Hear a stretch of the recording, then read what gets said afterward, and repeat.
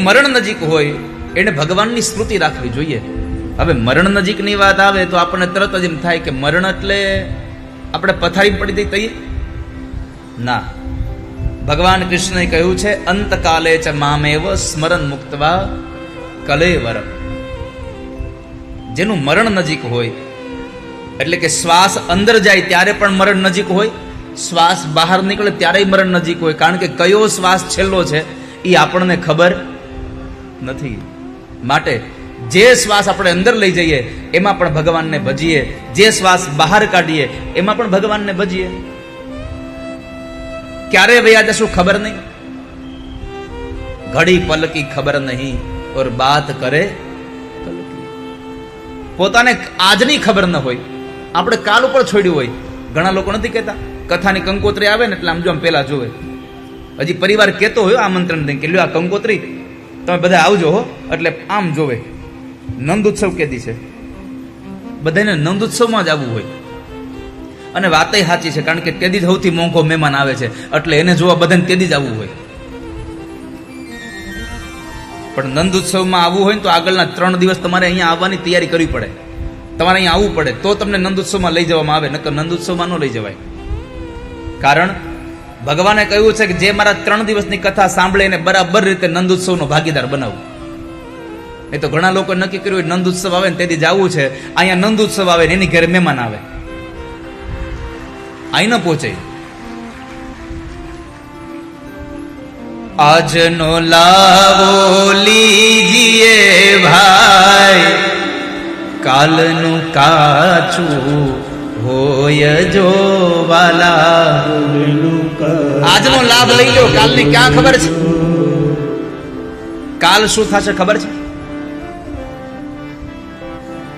આજ આપણે કથા સાંભળવા વયું જવાય, કદાચ કાલ આપણી કથા થઈ જાય.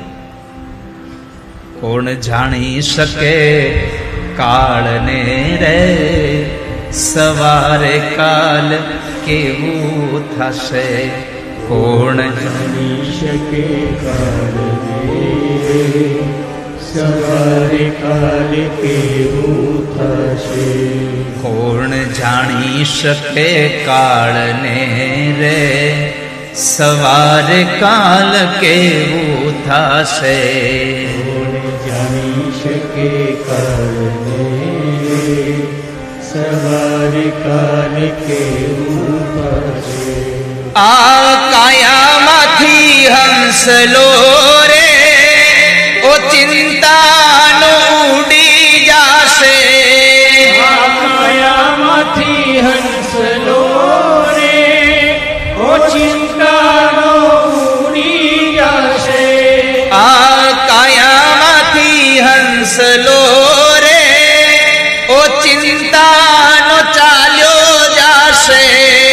આ કાયામાંથી હંસલો રે, ઓ ચિંતાનો ચાલ્યો જશે. તારા મોટા મોટા બંગલા રે, મોટર ને ગાડી વાડી. મોટા મોટા બંગલા રે, મોટર ને ગાડી વાળી. તારા મોટા મોટા બંગલા રે, મોટર ને ગાડી વાડી. મોટા મોટા બંગલા રે, મોટર ને ગાડી વાળી. બધી માયા મૂડી મેલીને ખાલી હાથે જાવું પડશે. માયા મૂડી મેલીને ખાલી હાથે જાવું પડશે. કોણ જાણી શકે કાળને રે, સવારે કાલ કેવું થશે. કોણ જાણી શકે કાળને, સવારે કાલ કેવું થશે. કોણ જાણી શકે કાળને, કાલ હવારે કેવું થશે. આજે આપણે કથામાં બેઠા છીએ, કાલ આપણી કથા થઈ જાય કે કાલ ઓલા ભાઈ કથામાં આવ્યા હતા હો, કાંઈ નક્કી નથી વાલા ભક્તજનો. ક્યારે ભગવાન આપણો આ શ્વાસ ખેંચી લેશે. માટે દરેક સમયે દરેક શ્વાસમાં પ્રભુનું સ્મરણ કરતા જાઓ. જન્મલાભ પરઃ પુંસામ અંતે નારાયણ સ્મૃતિ. અંત સમયે ભગવાનનું નામ લઈ લો. જે કામ માટે ભગવાને મોકલ્યા છે એ કામ આપણે કરીને જઈએ.